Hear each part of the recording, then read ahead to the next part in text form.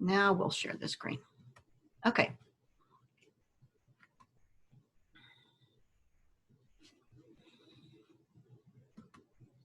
All right. Here we are with our Unit 6 webinar tonight. And I want to begin by doing a little bit of housekeeping. We've got our discussion open, quiz opens.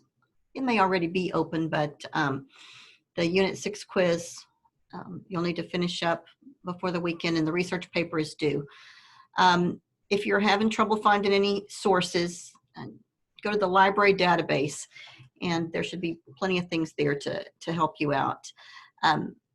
As I said, I think in my written instructions, and I may have mentioned it in the webinar previously, I'm not sure, but I'm going to go a little lighter on you this summer than previous summers that I've taught this course in your sources, because typically I would have probably advised you to go to the library and look through the hard stacks and to find some actual books that would give you some real resources, some hardbound resources, as well as some journal articles, things like that.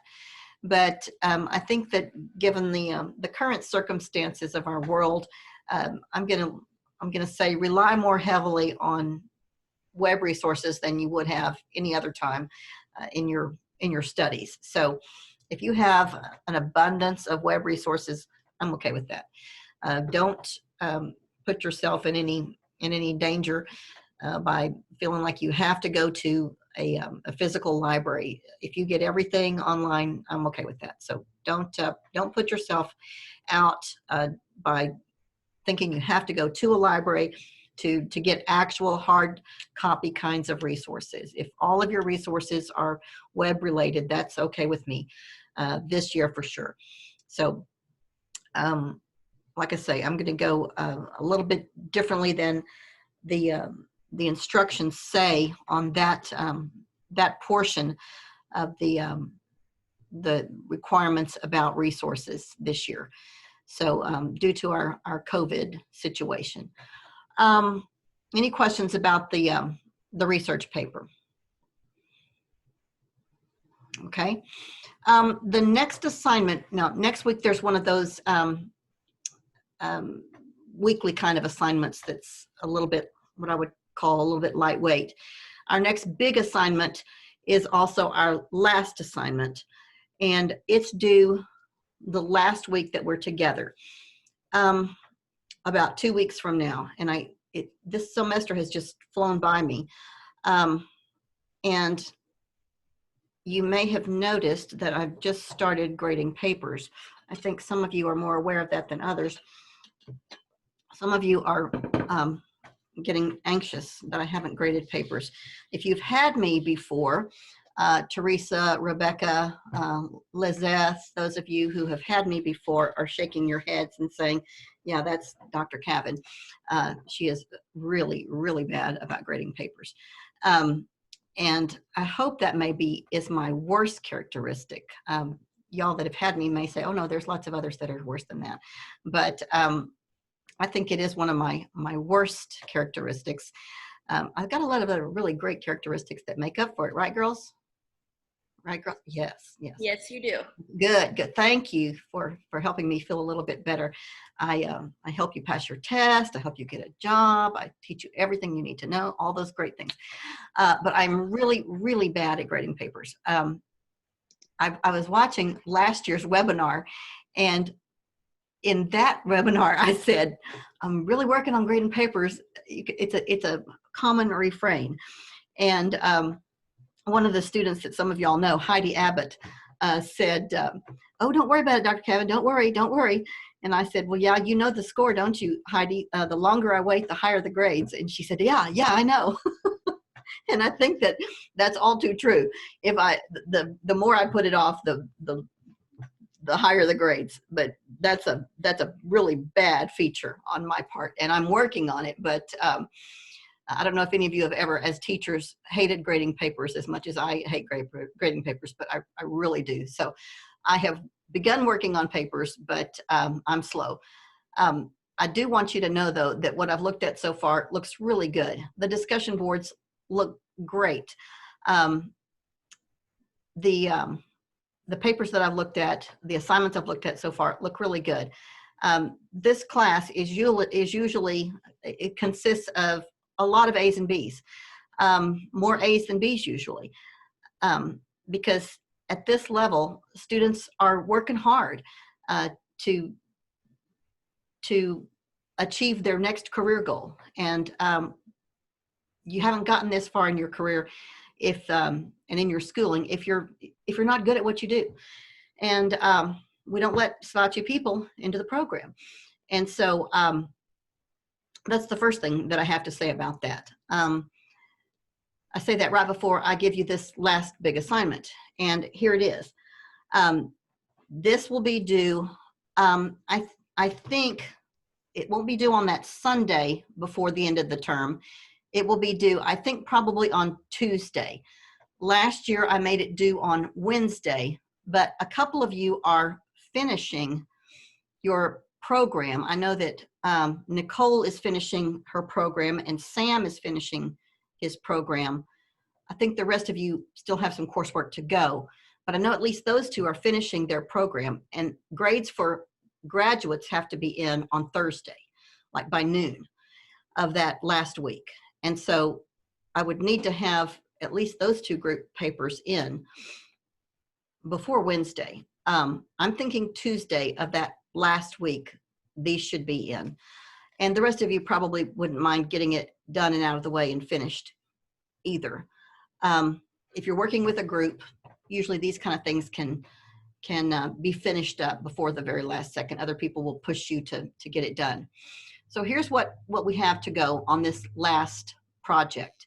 And you'll have 2 weeks from, I think yesterday would be the due date, the 4th, 2 weeks from yesterday, if it's a Tuesday. And if you really need until that Wednesday and you're not in a group with one of those two people that's finishing, I might negotiate with you. But you'll work with 2 or 3 peers to design or enhance a comprehensive program aimed at supporting a specific aspect of service delivery for students with developmental disabilities. Kind of a professional development sort of thing, perhaps. Develop a half-day in-service training for a campus or district. So you're going to form yourselves into small groups, and I'm going to let you choose if you can do that in a cohesive kind of way. And then you'll assign each other roles. Now, what I've done today, and you may have noticed on the discussion board, I've opened up a group formulating discussion board where you can talk to one another about who wants to group with who. And usually this kind of falls into place. Some of you already know one another. Some of you have gleaned information about each other in the discussion boards. And you think, well, okay, I like that way that person thinks, or that person has some things that are similar to me, or that person is so different from me, we might work really well together. So I want you to start thinking about that, and in the next few days, start formulating your groups. If we have, by the weekend, 1 or 2 people who have no group members to group with, then I'll help this process along. But I hope that you can do it pretty much independently of me. I'd like for you to work with people that you want to work with. Now, it's good if you can find people with complementary skills. It's great if you know one another and can work together well. But I don't want you just to get into groups with people that you know and like already. If you can get into groups with people that you know and like and work really well together and have complementary skills, then that's great. But don't link up with other people just because you're friends or you know one another already. Look back at the first discussion board and see if you're working with maybe your special ed and their general ed, and you can bounce ideas off of one another in that way. Maybe you've worked with low incidence and they've worked with high incidence populations, or vice versa. Some of those kind of things. Another way you might want to gear this is to use your research paper ideas. And maybe a couple of you have focused on transition, or maybe a couple of you have focused on IT, AT devices, or maybe some of you have worked or focusing on early learning, or other kinds of particular topic areas, maybe curriculum-based instruction. And you might want to use that as a jumping off spot for a group project. So I want you to start thinking about that.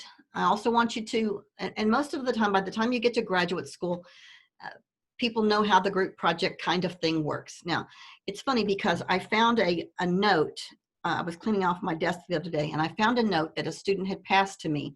It did not have a name on it, so I don't know who wrote it or sent it to me, gave it to me. But somebody gave it to me in class in the last couple of years, and I tucked it away in a folder. And it said, I've had really bad experiences with group projects with people who don't pull their weight, and I really hate getting stuck with somebody who doesn't do their part, and I end up doing it all, and then they get the grade that I deserve, and I don't think that's fair, so I don't really want to be in a group. And probably many of you have felt that way. A lot of overachievers in this class then feel that way about group projects. And so I don't want you to be that person who feels like you get stuck pulling the whole load. If you have a person in your group that's not doing what they're supposed to do, don't take it on yourself to do all of the work. Let me know so that I can take care of that.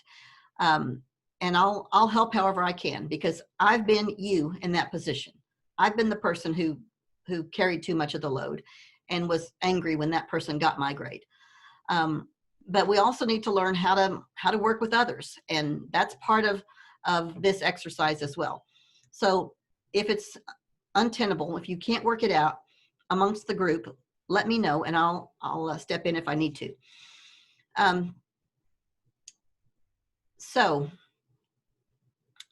on the discussion board, you can begin to ping off of one another and say, hey, here's my idea, or hey, a couple of us have talked and we need a third person, or we need a fourth person. Let's don't go any bigger than 4 people. There's only, I think, 11 in the class. So we could have, as few as 3 groups, or we could go as many as 4 groups, I guess. 4 groups? I guess we could go as many as 5 groups if we have as few as 2 people that wanted to work together. So let's just kind of see how it plays out in the next few days. If you go 2 people, then that's a whole lot of work for 2 people. I think 3 people is good. If you go as large as 4 people, that's not nearly as much work. But I'm not going to resist that strongly if you have a good project. So start thinking about your topic, your group members, and some of those kind of things, and get with me in the next few days and let me know what you're interested in doing. A description of the project as a whole is on this week's. I've added it to this week's list of to-dos. Unless you just want to, we can go over it in this hour if you want to, but I think we'll save that to the end if anybody wants to go over that. It is on this week's to-do. It's on this week's list of files if you want to look at it. Okay. So let's talk about the chapters that we have in this week's lesson. We've got, let's see, forging friendships, and our videos focused on that with some particular interest in the best buddies approach. And then we have a chapter about teaching academic skills, and then some about community and domestic skills. And so let's go ahead and just dive in. And for some reason oops. Let's talk about essentials of fostering friends. Well, this is in chapter 17. 17, nope, 16. Fostering friendships and recreational involvement. So let's talk a little bit about the videos.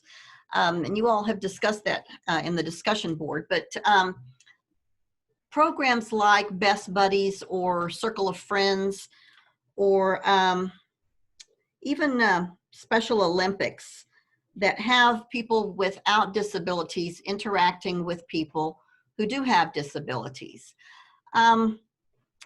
What do you think about those kinds of programs where friendship is, for lack of a better word, engineered?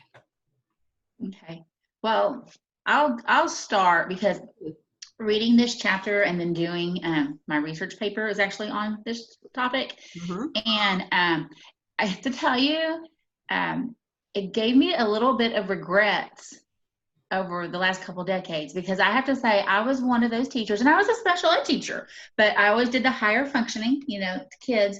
And so when we would have severe, kids with severe disabilities in the classroom, many times we would talk to them, but I never even encouraged relationships between them and my kids and other people. They would kind of come in, sit at their table with their paras. We might talk to them. A lot of times I even found myself doing that because I didn't know how much they understood, and they didn't communicate well. So I would ask them a question, but I would look at the para, and so they were included by, we're going to place your body in this classroom. But I think if I wasn't trained on them, I know there was no way the gen ed teacher was trained on them, and they never trained the students on them. And but that was in the a high school level. They tend to be more in the freshman, sophomore classes. The junior, senior classes, you really do see less of them and such, but the programs like Best Buddies, I mean, I gotta be honest, I kind of cried when that mom started crying in that video. Mm-hmm. I did too. I was like, oh my God, that's awesome.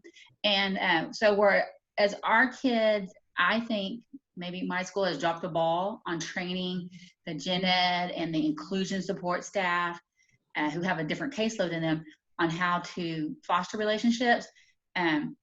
Fortunately, we have a Miracle League for baseball, and we have a swim team, and we have Special Olympics, where we do get the high school kids involved, if for no other reason to get their service hours, and because they need those service hours, they come out and they get involved like that and such.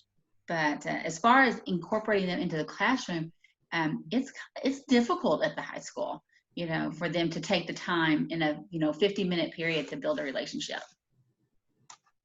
Thanks, Teresa. I appreciate you sharing that. Anybody else? I think those videos are very eye-opening. I started watching that show Speechless on Hulu. Yeah. I don't know if you guys have seen it. It's so good. It's a kid who has cerebral palsy, and he just goes into a new environment, and he just completely just changes because everyone's so welcoming, and it's just super, it's very inclusive. But I really think that lately, when I was still in school, it was very much those kids is what it was known as. They were all in a room. But I think that once I was in middle school or high school, there was that big shift where they were starting to get included in our classrooms with us.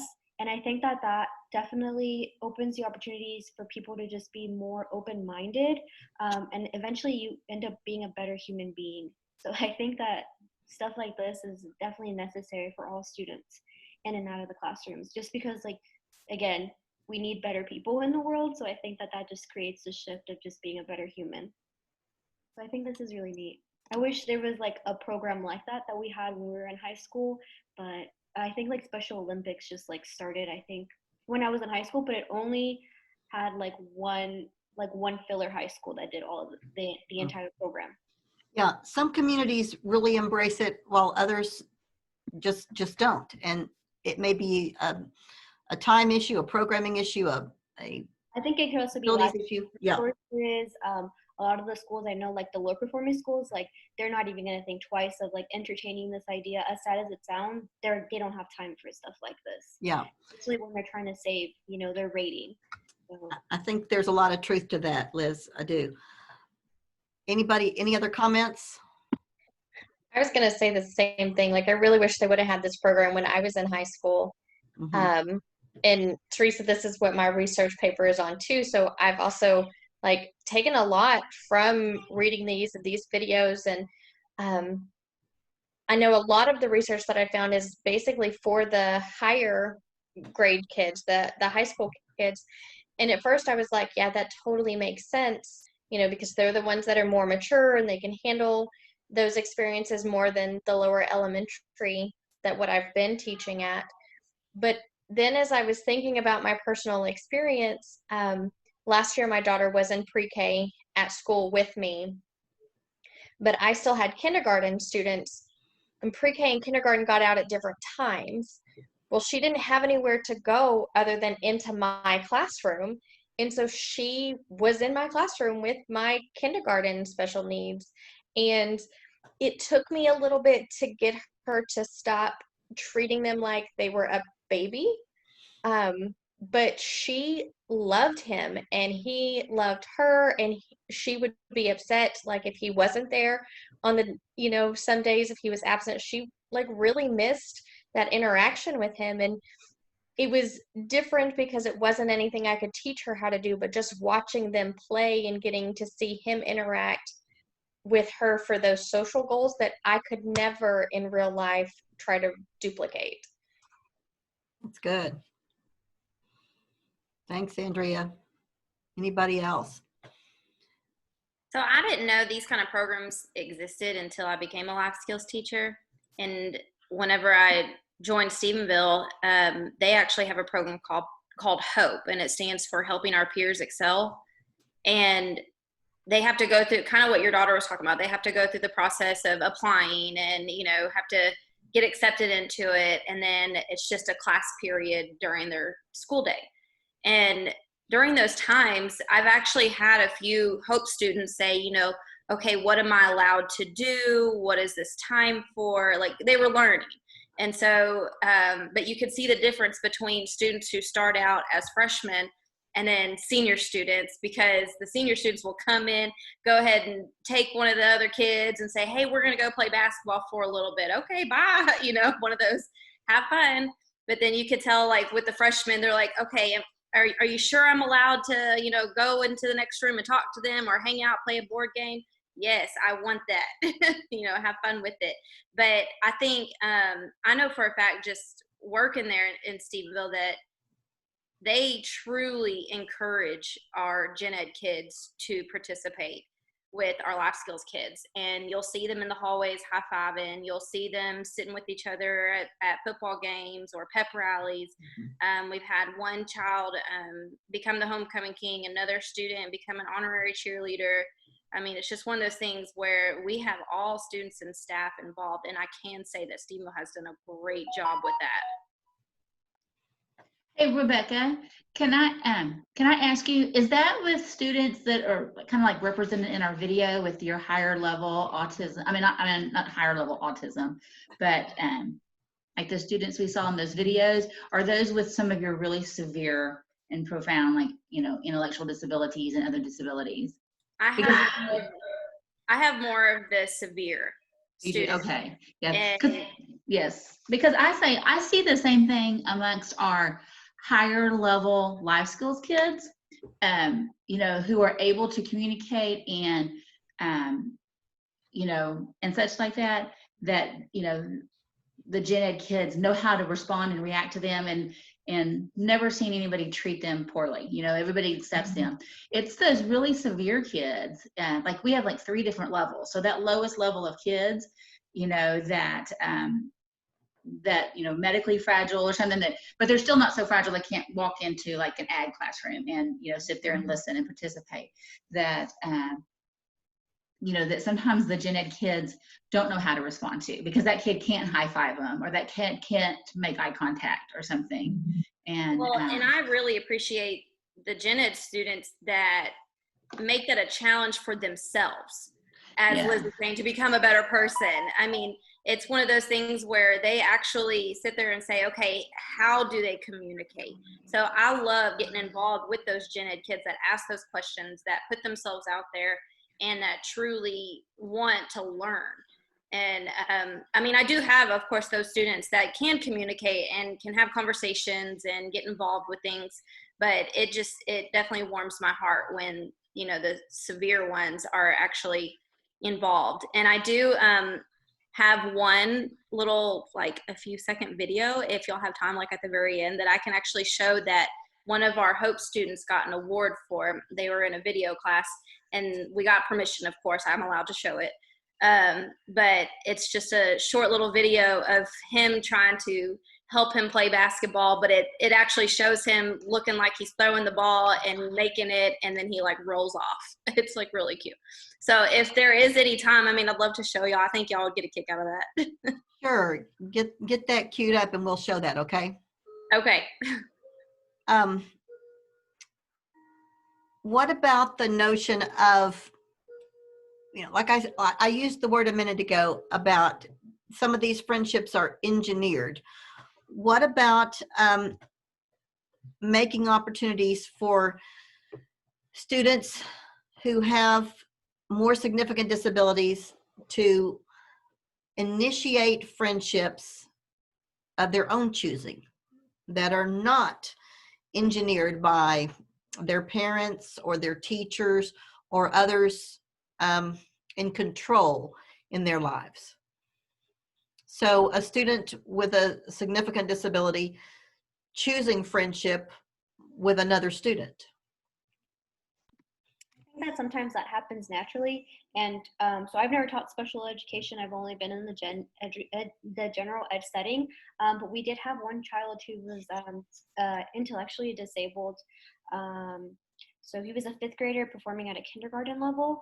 So he was in the classroom, and I mean, these like friendships just kind of started forming naturally, just because the kids were already used to him and they knew how he was. So they adapt. Even my first year, I had a child who was severely emotionally disturbed, and again, like the kids gravitated towards him too, because he was like the leader. But they also became very responsive. Like they already knew what to do if he had like an episode, like if he would run away, if he threw something, like my kids already knew, and it just happened naturally because you adapt. I guess they just adapt. It's crazy to think. I feel like sometimes we underestimate like our kids and we think that they can't do it. But I mean, I think like it just happens naturally, like I said. It's really nice. It's really neat to see that progression though. Because I remember when my kid would start throwing scissors, they'd be like, okay, like we need to calm down. Like, here's your stress ball. Like, okay, what do we have to do? We have to breathe. And so it'd be really funny because like nobody would freak out anymore when he would just start throwing things across the classroom. Well, that's cool. Yeah. And I agree. I think that we've got to make some opportunities for all students to make choices in their friend group, and let that happen, like Liz said, in a kind of an organic way, a natural way, so that that they have that opportunity too to make that choice on their own. And the other kid, he would walk home, and so what they noticed is that the middle schoolers would bully them, so they would all walk with him like in a friend group to make sure that they wouldn't bother him.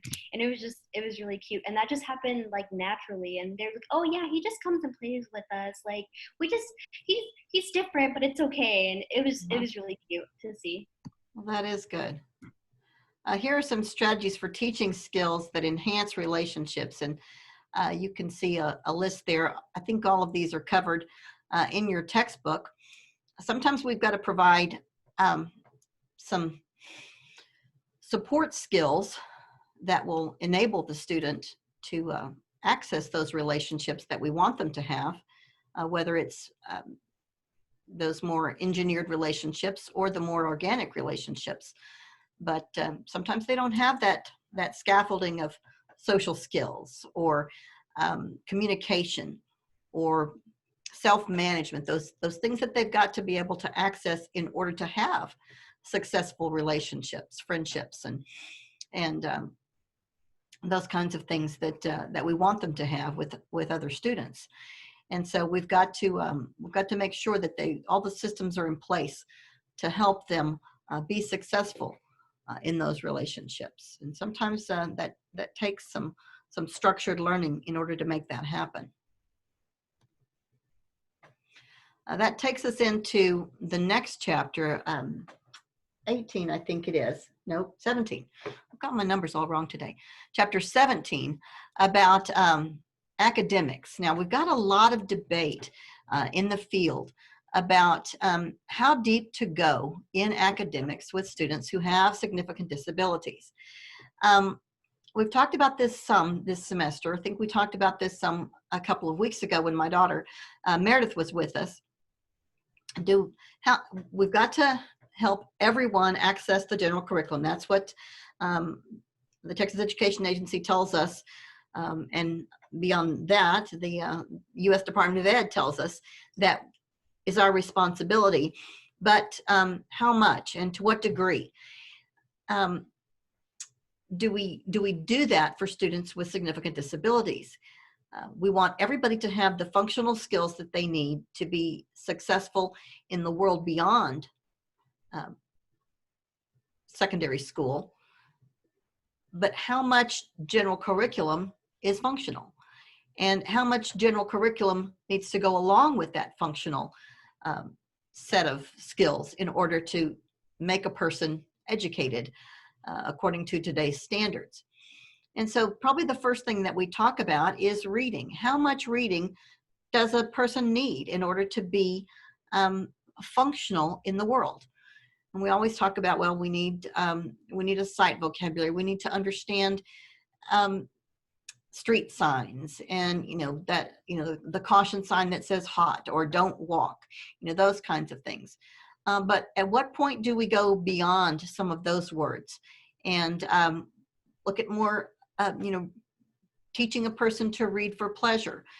When do we give up on the notion that we can teach someone to read beyond basic sight words that are for their safety or for reading a recipe or reading off the menu at a restaurant in order to order a hamburger?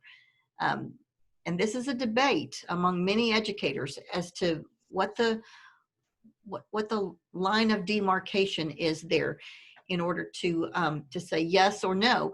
We've reached that limit in our attempt to instruct, or we just keep going. We have some of that debate with math and writing, and should a person be able to write their name? How long should we work to help a person write their name? Or should we go beyond that? What other things should a person write? Do we labor on up into middle school, high school, so that a person can write cat or dog? And if so, why? What's the purpose of writing cat or dog? Are they going to use that skill beyond secondary after they graduate? Is there any reason to write anything besides their name? Any thoughts or discussion on that? I'm not sure it's a topic that we ever have a final answer to. It's more of an opinion, and we can always then go off onto the road of assistive technology and how much it can help us with some of these tasks. Anybody? I've always thought, as far as academics, that you just keep going as long as they're still willing to put in the effort to go beyond sight words. And, oh, look, we've put all those sight words together and now we can read a small book. All right, let's keep going. I mean, I don't want to stop when they've reached their 100 sight words that's on their IEP goal. That doesn't mean I stop. We reached that goal, but you still want to keep reading? Great, let's see what else we can add in there. You now know how to write your name. Let's see what else we can write. Can you write mom? you know, as long as they're willing to keep trying, then my thought is keep going. Good. I like that, Andrea. Anybody else? Well, I was going to say, I think assistive technology can help you move forward too, because if, you know, you can only read sight words, but you can access a book electronically and listen to it. Even if you can't track it, you know, track the words, you may now be able to get, you know, social skills, more in-depth understanding, and some of those academic skills that you couldn't get if you had to read it yourself. So, you know, you can look at the academics and say, well, that's much too difficult, but then you could look at your high-tech and low-tech assistive technology and say, well, you know, how can we adapt it for what they can do? So like I was talking about, there are 3 life skills classes. Even our lowest life skills class are introduced to our grade level literature books that we read in high school. I mean, you walk in there and they're listening to Fahrenheit 451. You know, they're not getting all the little embedded, you know, they're not doing the dialectic journal by no means. You know, we're barely doing that in gen ed, but they're still able to listen to it, and, you know, she talks to them and she does whatever activities, you know, that she has. But, you know, they may not be able to recognize any letters, but they can still have access, you know, to the current curriculum. That's a great point, Teresa. Great point. And assistive technology, I think you're right, can bring almost all of these, you know, to any level. Is anybody else an audiobook listener besides me? Okay. Hannah, you don't listen to audiobooks, you just read them straight up? I'm like a diehard. I listen to all of them now. Yeah, I do I too. don't even really, y'all, I'm like a reading teacher. But I mean, I just think especially for low language students, unless, I mean, they can build that way. I do dyslexia now, and so that is optimal for them. Yeah. And to, just like you said, build the knowledge and build the vocabulary without the strenuousness of that eye tracking, because that's a hard skill for a lot of students for a lot of different reasons. Yeah. So I love audiobooks. I've got one of those audible.com memberships, and I'm listening to one book and reading another, you know, on my Kindle at all times. And I would hate it if anybody took my Audible away from me, because listening to a book is so enjoyable. And I think that's a pleasure that we can give to anybody. And I introduced my grandchildren to audiobooks when we were going back and forth in the car to take them, you know, to and from their visits. We listened to Charlotte's Web on a car ride. And even my older grandson, who said, I don't want to listen to Charlotte's Web, got drawn in to Charlotte's Web. And I think we got to the driveway before it was over, and he says, wait a minute, let's listen to the end. And I think that audiobooks are great for all kids, but particularly for kids who can't access the written word themselves. So I'm all about that. So we also want to utilize those Universal Design for Learning principles, those UDL principles, when we're working with students with significant disabilities. Let's look then at that next chapter, that last one, 18, I believe it is. Considerations for community skills instruction. Typically, we think about that for our older students, but the team should decide based on the likely benefit to the student. I haven't ever seen community skills instruction. Well, I say that. Primarily, this is done with students that are older, but you know, I think about this now, and my daughter Meredith has done this with all grade levels, taken kids out into the community, and what you might call a field trip is actually community-based instruction. You know, whether they're going to the grocery store and going up and down the aisles and calling that a field trip, they're looking at things that that you might need to buy to make a cake, and then they go back to the classroom and they make the cake. That's community-based instruction. For those with severe profound disabilities, partial participation may be what has to happen initially, but that's better than nothing. Instructional plans for targeted skills should be developed beginning with that task analysis. Now, that's what we did in the last couple of weeks with our assignment of task analysis. And so you want to start with that. What does the student need in order to be able to go into the community? We start with that, we break it down. The last bullet here talks about groups of students should be limited to 2 or 3. Now, I've never known a district that was able to accomplish that with the personnel that they actually had to work with. I know when I was in my last school district, we had a community skills instruction time with our older students, and we took groups of about, I would say, 8 to 12 into the community on a regular basis. We had a dedicated van for them, and they would go to, well, they went to Big Lots and they helped stock the shelves. They went to Sonic and helped prepare the little packets that have the salt and pepper and napkin and things like that in them. They worked at a number of different locations. And all of that was community-based, but we had 2 or 3 adults that went with them, paraprofessionals that went with them, plus our transition specialist. And we couldn't have orchestrated all of that if they were limited to groups of 2 or 3. Personnel-wise, we had to have a bigger group to go out. And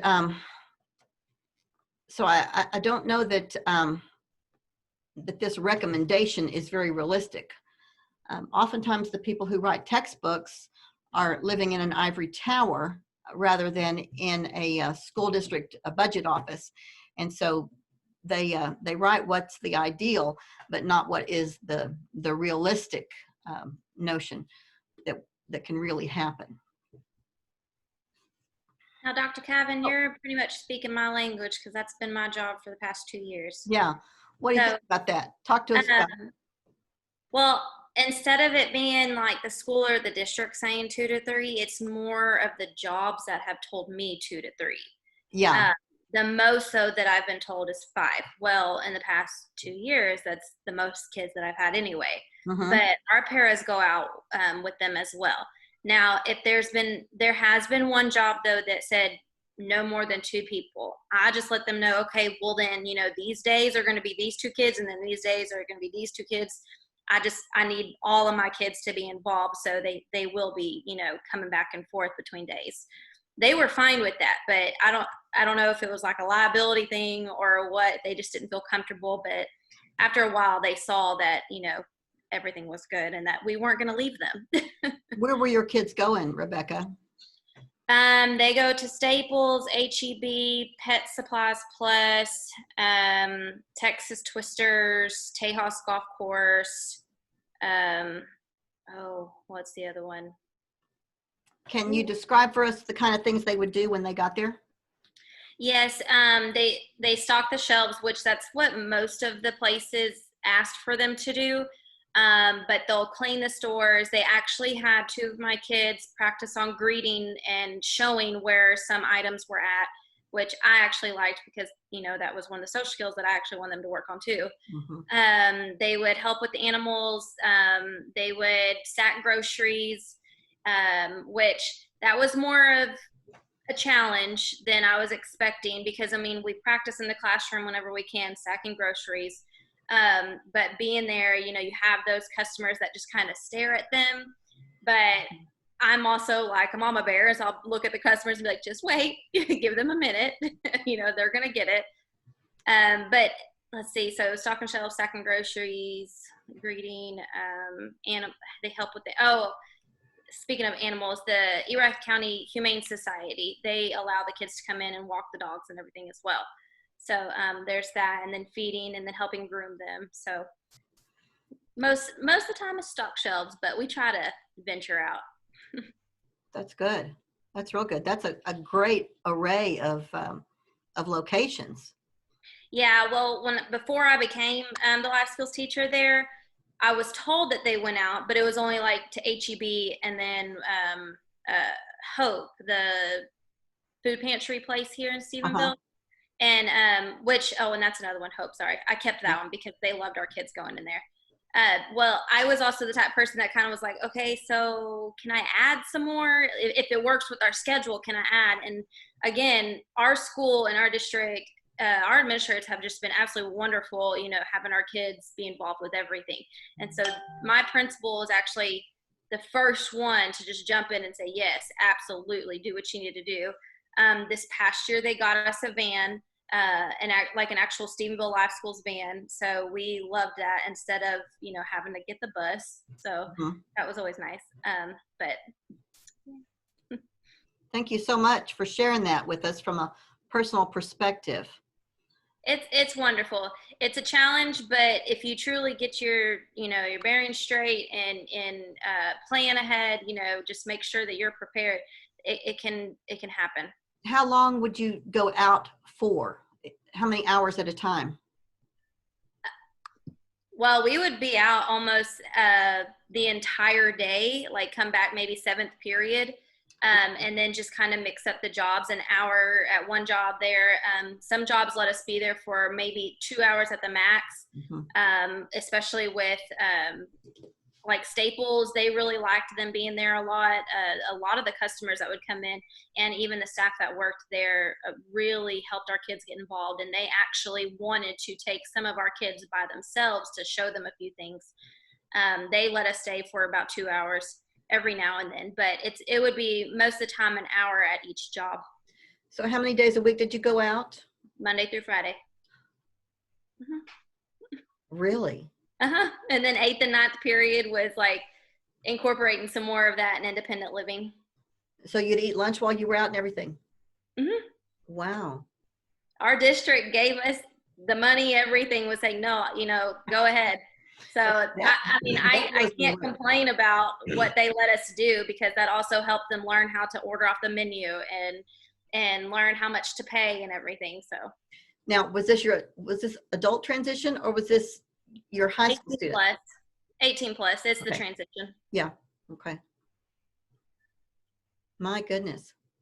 Well, our students in Hurst Euless Bedford did not go out every day. They maybe went out 2 or 3 days a week, and never for the whole day. So I'm super impressed. Stephenville has done a great job with really good. letting them do everything that they can.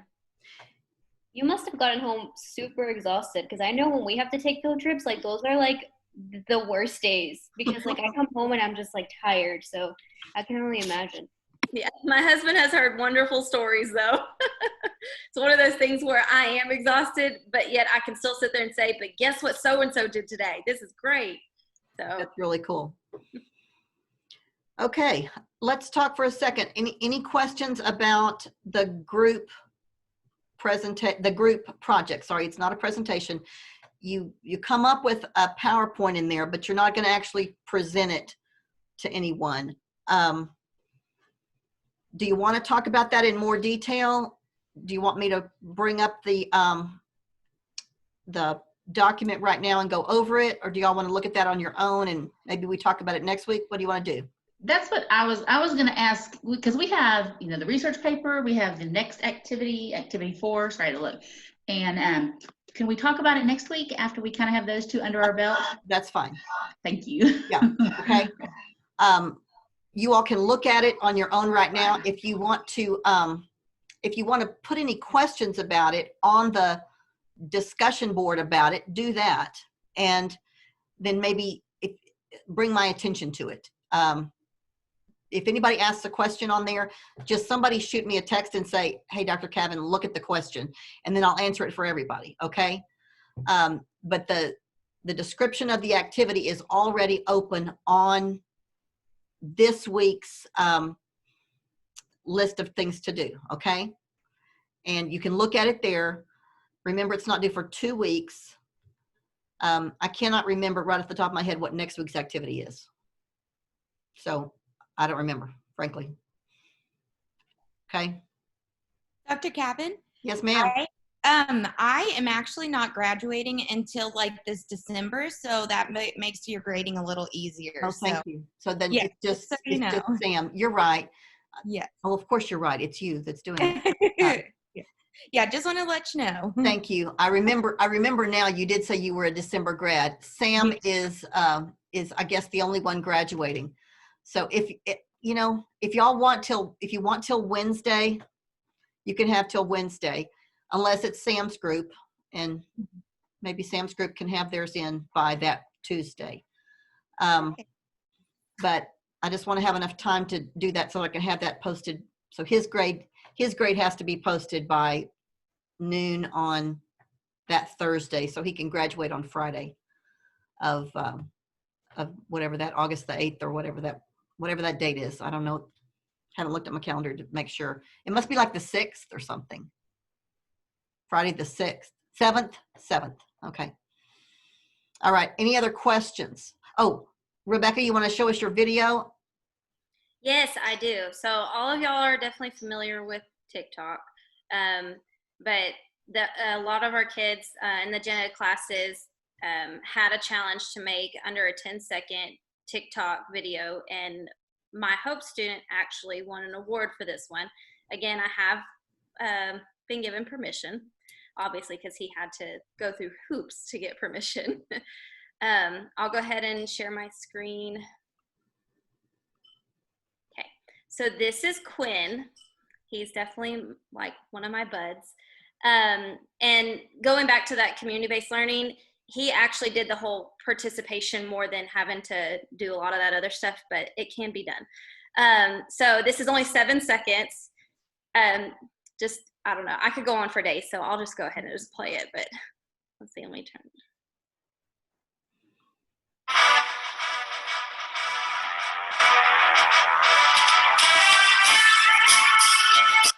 So it's very short, but that was it. That's cool. Were y'all able to hear the sound? Please tell me y'all could. Okay. Yeah. The Rocky music. Yeah. That's great.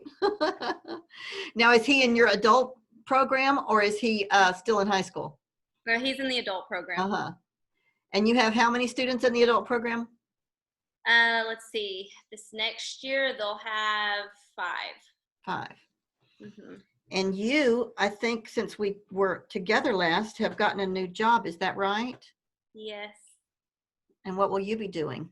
I'll be one of the diags for the Parker County Co-op Special Services. That's great. Yay! Finally got a job. Did anybody in this class help you with that? Perhaps. You did, Dr. Kavin. Oh, me? You helped me out so much. Oh, I'm just as happy as I can be. I'm super happy. We're thrilled. And I start my trainings with the program next week. So. Oh, that's wonderful. I'm so excited. So excited. Okay. Okay. As far as I can tell, I think that's about it for tonight. We only have one more webinar. So next week we'll have a webinar, and then that'll be it, girls. And any other questions for tonight? And I'm going to tie myself to my computer and grade papers. How's that? All right. Thank you. All right. I'm getting on it. I'm going to stay up late tonight. Okay. Maybe right after I watch a little bit of Netflix. Okay. Okay. Bye. Bye, girls. I'll see Finish you. whatever book you're listening to. Okay. I'll do that. Bye.